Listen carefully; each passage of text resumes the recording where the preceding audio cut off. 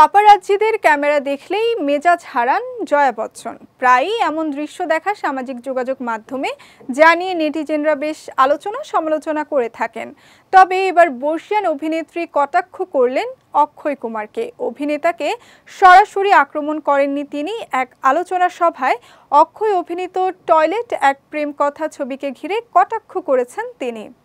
এই ছবি নিয়ে আপত্তি রয়েছে জয়ার। বক্স অফিসে সাড়া ফেলেছিল ছবিটি, কিন্তু জয়া মনে করেন এই ছবি নাকি চূড়ান্ত অসফল। ছবির নামটিই নাকি অপছন্দ জয়ার।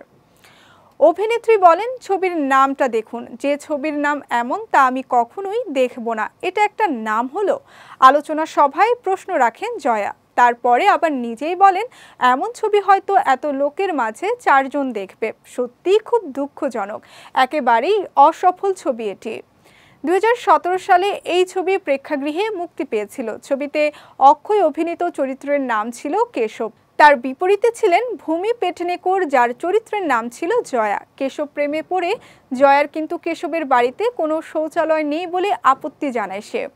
তখনই নায়ক সিদ্ধান্ত নেয় বাড়িতে শৌচালয়ের ব্যবস্থা করবে। তবে বিষয়টি মোটেই সহজ নয়। পরিবার ও গোটা গ্রাম আপত্তি জানায় বাড়ির মধ্যে শৌচালয়ের ব্যবস্থা হবে শুনে।